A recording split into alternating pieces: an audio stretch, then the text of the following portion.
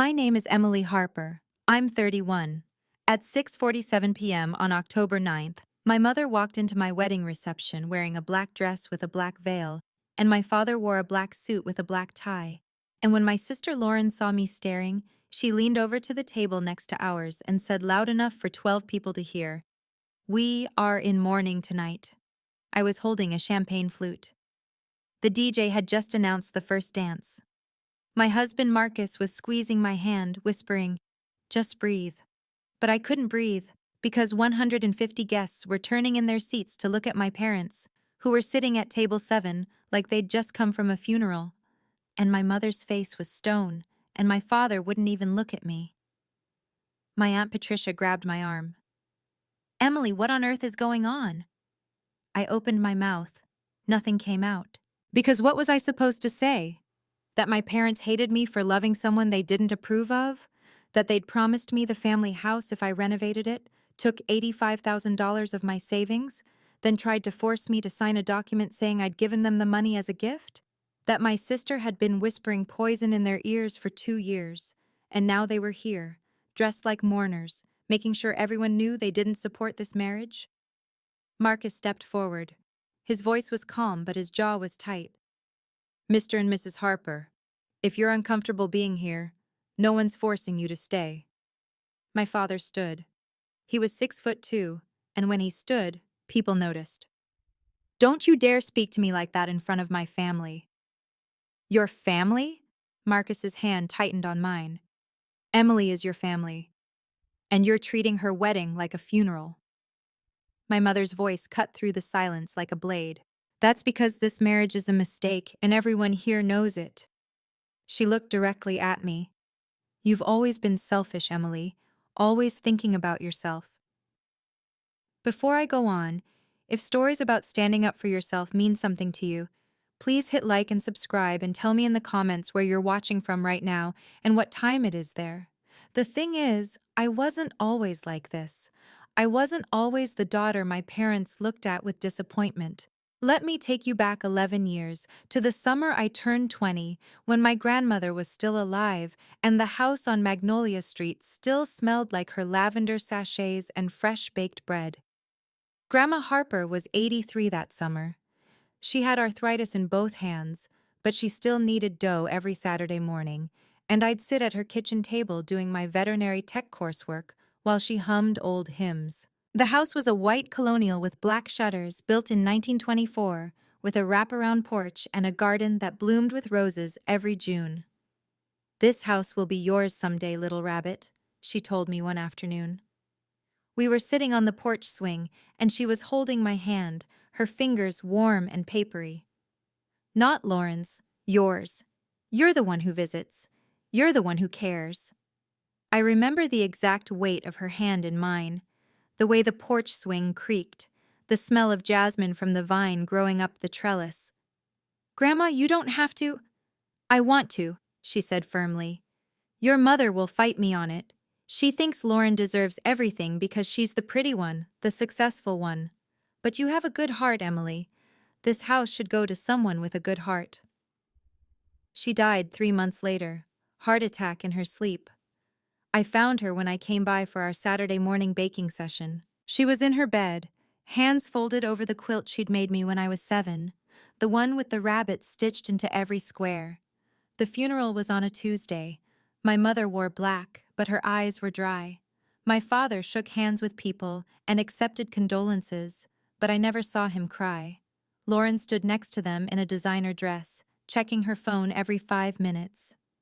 I cried so hard I made myself sick. After the funeral, we all gathered at the house on Magnolia Street. My mother's lawyer, a man named Donald Reeves, read the will. Everything was left to be divided equally among my children and grandchildren, with specific bequests to be determined by the family. "What does that mean?" I asked. Donald looked uncomfortable. "It means your grandmother didn't specify who gets what. She wanted the family to decide together." My mother smiled. It wasn't a kind smile. "Well, that's settled then. Richard and I will take the house. It's only fair since we're the ones who took care of her." "You visited her twice a year," I said quietly. Excuse me? You visited her twice a year. At Christmas and on her birthday, I was there every week. My mother's face hardened. Don't you dare imply that I didn't love my own mother. I'm not implying anything. I'm stating a fact. My father set down his coffee cup. Emily, your mother is grieving. Show some respect. That was the first time I heard the phrase that would haunt me for the next 2 years. Show some respect. It became my mother's favorite weapon. Anytime I questioned anything, anytime I asked about the house or Grandma's belongings, or what happened to the savings bonds she told me about, my mother would look at my father and he'd say, "Show some respect." 6 months after Grandma died, my mother called me. "The house needs work," she said. "The roof is leaking. The kitchen is falling apart.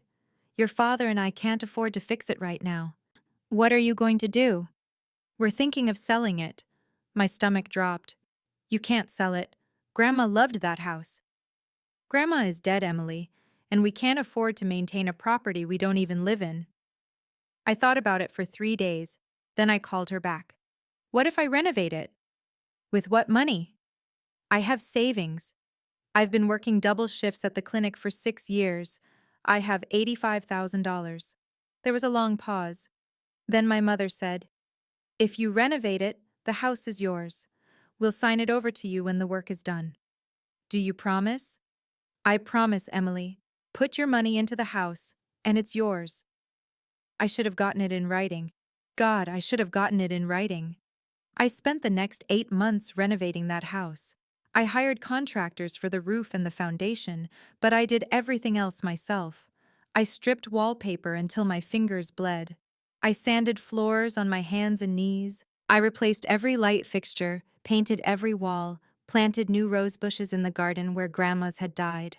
I worked my shifts at the clinic from 6 in the morning until 2 in the afternoon, then drove to Magnolia Street and worked on the house until midnight. My coworkers started calling me the ghost because I looked so exhausted. Dr. Chen, the veterinarian I worked for, pulled me aside one day and asked if everything was okay at home. "I'm renovating my grandmother's house," I told him. "It's going to be mine when I'm done." He looked worried. "Do you have that in writing?" My mother promised. Dr. Chen didn't say anything, but his expression said everything. The house was finished in March. I'd spent $85,240. I have the receipts in a folder, every single one, organized by date and category. New roof, $18,000. Kitchen renovation, $23,000. Bathroom updates, $12,000. The list goes on. I called my mother the day the last contractor left. "It's done, the house is ready." "That's wonderful, sweetheart. Your father and I will come see it this weekend." They came on Saturday. They walked through every room, ran their hands over the new countertops, admired the refinished hardwood floors. My mother actually hugged me. "You did a beautiful job, Emily." "So we can start the paperwork? To transfer the deed?" My mother's smile faded. "What paperwork?" "To put the house in my name. You said if I renovated it, it would be mine." My father stepped forward. "We said we'd think about it." "No." My voice was shaking. "You said it would be mine. Mom promised." "I promised we'd consider it," my mother said calmly. "But frankly, Emily, we can't just give away a property worth $450,000. That wouldn't be fair to Lauren. I put $85,000 into this house, and we appreciate that. Consider it a contribution to the family estate." I stood there in the kitchen I'd gutted and rebuilt, staring at my parents, and something inside me cracked. "You lied to me." "We did no such thing," my mother said. "You chose to invest in the house. That was your decision. Because you told me it would be mine." "Lower your voice, Emily. You're being hysterical." I wasn't being hysterical. I was being destroyed. But I lowered my voice anyway because that's what I always did. "What about Grandma? She told me this house was supposed to be mine." My mother's eyes went cold. "Your grandmother was 83 and on medication. She said a lot of things that didn't make sense. That was the moment I realized I'd lost. Not just the house, not just the money, but any illusion that my parents saw me as anything other than a resource to be used. I met Marcus 2 months later. He was a pharmaceutical sales rep who came into the clinic to talk to Dr. Chen about a new medication for arthritis in dogs. He had kind eyes and a genuine smile, and when he asked me out for coffee, I said yes because I needed to be around someone who didn't make me feel worthless. Our third date, I told him about the house, about the money, about my parents. He listened to the whole story without interrupting. Then he said, "You need a lawyer." "I can't afford a lawyer. I spent all my savings on the house." "Then we'll figure something else out. But Emily, what they did is fraud. You have to fight this." I wanted to. God, I wanted to. But I was so tired. I'd been fighting my whole life for scraps of my parents' approval, and I had nothing to show for it except debt and exhaustion. Marcus didn't push. He just stayed. And slowly over the next year, I started to believe that maybe I deserved someone who stayed. We got engaged on a Tuesday in November.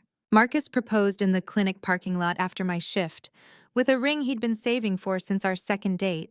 I said yes before he even finished asking. I called my mother that night to tell her. "Marcus and I are engaged." "Who's Marcus?" "My boyfriend. I've told you about him. We've been together for a year." "Oh." A pause. "Well, that's very sudden, isn't it?" "We've been together for a year, Mom." "Does he know about your financial situation?" My stomach tightened. "What financial situation?" "Well, you're in debt, aren't you? From the house renovations? I'd hate for him to think he's marrying into money when there isn't any." "I'm not in debt. I spent my savings, but I'm not in debt." Well, make sure he knows what he's getting into. Men don't like surprises." I hung up. I sat on my couch in my tiny apartment, staring at the ring on my finger, and I felt sick. Marcus found me an hour later. He'd brought Chinese food and a bottle of wine. "What did she say?" "She implied you're marrying me for money." He set down the food. "Do I look like I'm marrying you for money? Emily, I've seen your apartment. I know you drive a 15-year-old Honda. I'm not exactly landing a trust fund heiress here." I laughed. It came out choked and painful, but it was a laugh. "I'm marrying you because you're the kindest person I've ever met," Marcus said. "Because you work double shifts at a county animal clinic and still volunteer at the shelter on Sundays. Because you cry when we have to euthanize a dog and you remember the name of every cat that comes through the door. I don't care about money. I care about you." I should have known that wouldn't be enough for my mother. The rumors started 3 weeks later.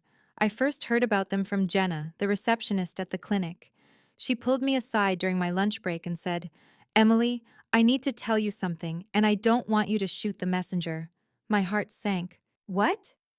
"My mom ran into your mom at the grocery store yesterday, and your mom said—" She hesitated. "She said Marcus is only marrying you to get access to the family house, that he's been pressuring you to fight for your inheritance so he can sell it and take the money." I felt like I'd been punched. "That's not true." "I know it's not true. I've met Marcus. He's a good guy.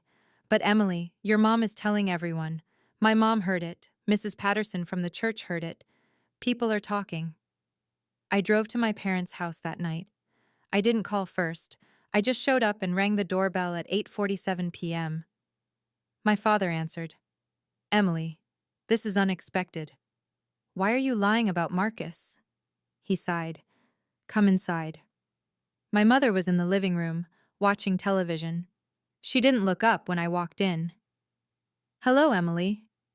Why are you telling people Marcus is using me?" "I'm not telling people anything. I'm expressing concern about a rushed engagement to a man we barely know." "You've met him twice because you refused to have dinner with us." "We've been busy." "You're lying about him, Mom. You're telling people he wants the house. He doesn't even know the address of the house. He's never asked me to fight you for it." My mother finally looked at me. Her expression was calm, almost pleasant. "Well, if he's not interested in the house, then there's no problem, is there?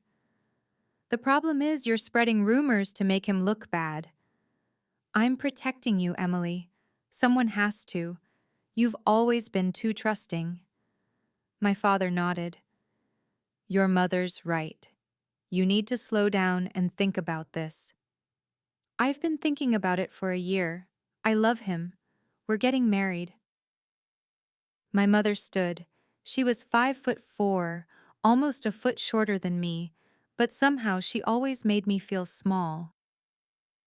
If you marry this man, don't expect us to support it. I'm not asking for your support. I'm asking you to stop lying about him. Show some respect, Emily. My father's voice was cold. You're talking to your mother. I left. I drove back to my apartment with my hands shaking so hard I had to pull over twice. I called Marcus and told him everything. Let them talk, he said. The people who matter know the truth. But in a town of 32,000 people, the people who matter eventually hear the lies, and some of them believe it. My sister Lauren called me a week later. We hadn't spoken in 4 months, not since she'd sent me a passive-aggressive text about how I was stirring up drama by asking about the house. Emily, we need to talk about the house.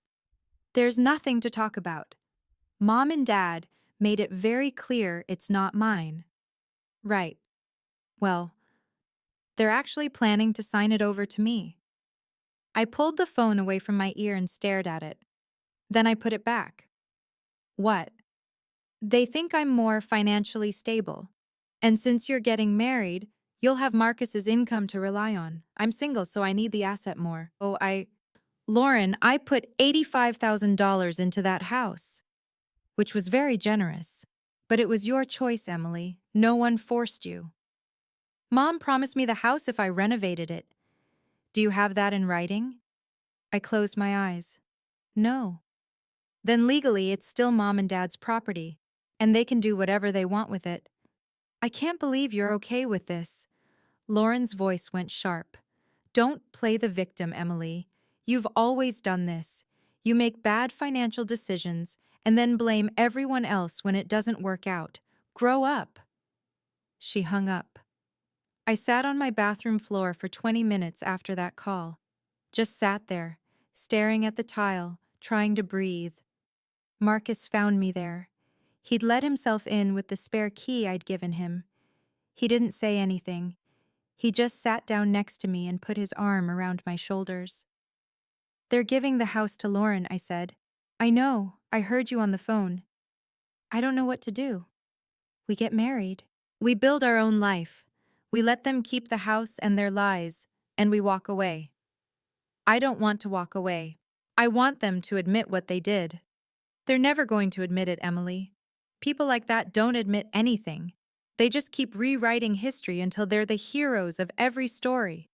He was right. I knew he was right. But knowing didn't make it hurt less. The wedding planning was a nightmare. My mother refused to help with anything. When I asked if she wanted to come dress shopping, she said, I'm too busy. Take your sister. Lauren said she had a work conference. I went alone. I picked a dress in 2 hours because the saleswoman felt sorry for me and gave me champagne and told me I looked beautiful. I cried in the dressing room, and the saleswoman pretended not to notice.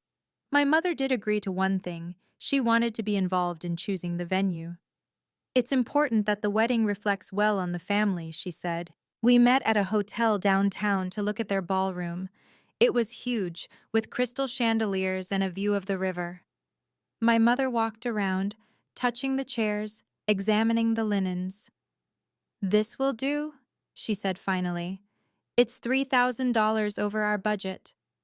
Then you'll have to make sacrifices somewhere else. Marcus and I made it work. We cut the guest list from 200 to 150. We hired a cheaper photographer. We bought cheaper flowers. But we booked the venue because I was still trying, even then, to make my mother happy. 2 weeks before the wedding, my mother called. Your father and I need you to sign something. Sign what? Just a document acknowledging that the money you spent on the house was a gift. For tax purposes. My entire body went cold. It wasn't a gift. You promised me the house. Emily, we've been over this. We never promised anything. But if you don't sign this document, it could create legal complications. What kind of legal complications? Just sign it, Emily. Don't make this difficult. I didn't sign it. I called Marcus, and he called a lawyer friend who told us that signing that document would legally erase any claim I had to reimbursement. It was a trap. I called my mother back. I'm not signing it. Then you're making a choice, Emily, and that choice has consequences. What consequences? She didn't answer. She just hung up. The consequences showed up on October 9th at 6:47 p.m. in the form of two people dressed in mourning clothes, making sure my wedding day became about them. After my mother announced to Table 7 that this marriage was a mistake, the reception fell into this awful heavy silence. Someone's fork clinked against a plate. The DJ had stopped the music. 150 people were staring at my parents, then at me, then back at my parents. My Aunt Patricia stood up. Karen, what on earth are you doing? My mother dabbed at her eyes with a tissue.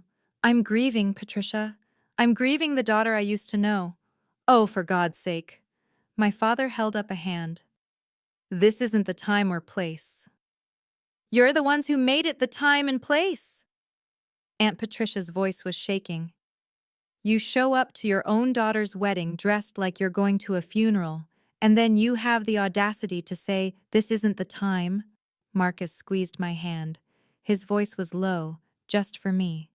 Do you trust me? I looked at him. His expression was calm, but there was something else there, something determined. Yes, I said. Then let me handle this. He walked to the front of the room where the DJ booth was set up. He said something to the DJ, who nodded and handed him a microphone. The screen behind the head table, the one we'd planned to use for a slideshow of photos, flickered to life. Marcus turned to face the room. I apologize for the interruption. This isn't how Emily and I wanted to start our marriage. But it seems there are some things that need to be addressed publicly, since they've been made public. My mother stood. Marcus, this is not— Please sit down, Mrs. Harper. Something in his voice made her sit. Marcus clicked a remote. The screen behind him lit up with an image. It was a text message exchange. From my mother's phone number to Lauren's. Karen. She still hasn't signed the document. Lauren. What if she doesn't? Karen. Then we proceed with the backup plan. Show up at the wedding. Make a scene. Make her look unstable. If enough people see her lose control, we can use it to contest any legal action she tries to take. Lauren. That seems extreme. Karen. It's necessary. She can't be allowed to destroy this family's reputation with lawsuits. The room erupted. People were gasping, whispering, pointing at my parents. My mother's face went white. My father stood up so fast his chair fell over. Where did you get that? My mother demanded. Marcus clicked to the next image. It was a bank statement. My name was on it, along with a list of transactions. Every payment I'd made to contractors. Every receipt from the hardware store. 8 months of financial records showing exactly how I'd spent $85,240 on a house at 247 Magnolia Street. Emily spent her entire life savings renovating a house her mother promised would be hers, Marcus said. His voice was steady, almost gentle. She has the receipts. She has the contractor invoices. She has witness statements from Dr. Chen at the county animal clinic, from Jenna Williams, the receptionist, from 3 different contractors who heard Mrs. Harper say, "Fix the house, and it's yours." He clicked again. Another image appeared. This one was a typed letter, dated 2 weeks before the wedding. To whom it may concern. This document serves as acknowledgement that Emily Harper's financial contribution of $85,240 to the property at 247 Magnolia Street was a gift, with no expectation of ownership or reimbursement. By signing below, Emily Harper waives all claims to said property. This is the document Emily's mother wanted her to sign 2 weeks ago, Marcus said. Notice the language. No expectation of ownership. That's only necessary if there was a promise of ownership to begin with. My father was standing perfectly still, but his face had gone from white to red. You had no right. I had every right. Marcus's voice didn't rise, but it cut through the room like a blade. You lied to your daughter. You took her money. You spread rumors about me to justify cutting her out of the inheritance. And when she wouldn't sign away her legal rights, you came to her wedding dressed like mourners to humiliate her in front of everyone she knows. He turned to me. Emily, do you want to say anything? I stood. My legs were shaking, but I stood. I looked at my mother, my father, my sister, who was sitting at table 7 with her face in her hands, and I realized I didn't need to say anything. The evidence said it all, but I said it anyway. I'm not here for revenge. I'm here for truth. Grandma Harper told me that house was supposed to be mine. She told me I was the one who cared, and she was right. I did care. I cared enough to spend 8 months and $85,000 bringing her house back to life. And you took that care and called it a gift. My voice cracked, but I kept going. I'm done being your backup plan. I'm done being the daughter you only acknowledge when you need something. Marcus and I are leaving now, and if you want to contest this legally, we have 3 lawyers ready to file suit on Monday morning. I looked at Aunt Patricia, who was crying, at my cousin David, who was staring at my parents like he'd never seen them before, at Dr. Chen, who'd given up his Saturday night to come to my wedding, and who was now looking at my mother with something close to disgust. To everyone else, I said, thank you for being here. I'm sorry you had to see this, but I'm not sorry it happened, because now you know the truth. Marcus took my hand. We walked out of that ballroom together, past table 7 where my parents sat frozen, past the crystal chandeliers and the river view, and the $3,000 venue that was supposed to reflect well on the family. We walked out into the October night, and I could breathe again. We didn't go on our honeymoon right away. We spent the weekend in a hotel room, and on Monday morning, we met with the lawyer Marcus had hired 3 weeks earlier. His name was Robert Gillespie, and he'd been preparing for this fight since the day I told Marcus about the gift acknowledgement document. They'll settle, Robert said. They don't want this going to court. The text messages alone are damning, but combined with the witness statements and the financial records, they'd lose. He was right. My parents' lawyer called 4 days later with an offer. They'd reimburse me for the full $85,240 plus $10,000 in damages in exchange for signing an NDA and a statement that I would make no further claims to the property. I signed it. Not because I wanted the money, though God knows Marcus and I needed it, but because I wanted to be done. I wanted to close that chapter and never look back. The check arrived 2 weeks later. I deposited it, paid off the credit cards I'd maxed out during the renovation, and put the rest in savings. I never spoke to my parents again. Lauren sent one text, "I hope you're happy." I didn't respond.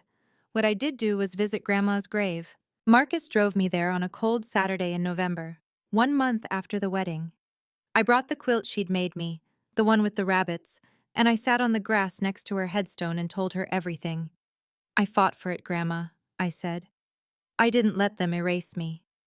The wind picked up, scattering leaves across the cemetery. I like to think that was her way of saying she heard me. 6 months later, Marcus and I bought a house. Not the house on Magnolia Street, I never wanted to see that place again, but a small bungalow on the other side of town with a backyard big enough for a garden. I planted roses, the kind Grandma used to grow. I'm still working at the county animal clinic. Dr. Chen promoted me to senior vet tech, and I train the new hires now. I work 1 double shift a week instead of 3, and I'm saving for a down payment on the practice. Dr. Chen wants to retire in 5 years, and he's offered to sell it to me. I think Grandma would be proud of that. Marcus and I don't talk about my family. We've built our own family, just the 2 of us for now, and a rescue dog named Clover who sleeps at the foot of our bed. We host Thanksgiving at our house, and Aunt Patricia comes, and my cousin David, and Dr. Chen and his wife. We fill the rooms with people who chose to love us, not people who were obligated to. I heard through Aunt Patricia that my parents sold the house on Magnolia Street 8 months after the wedding. They got $430,000 for it. Lauren didn't get it after all. Apparently, the plan had always been to sell it and split the money 3 ways, between my mother, my father, and Lauren. I was never part of the equation. I'm glad I know that now. I'm glad I know exactly how little I mattered to them. Because it means I can stop trying to matter. If you've ever spent years trying to earn love from people who are never going to give it, type, "I stopped trying," in the comments. Or if you're still in the middle of that fight, type, "I'm still fighting." Both are valid. Both take courage. If this story meant something to you, check the description for more stories just like this one. Thank you for being here. And if you're getting ready for your own wedding, I hope your parents show up wearing the right colors.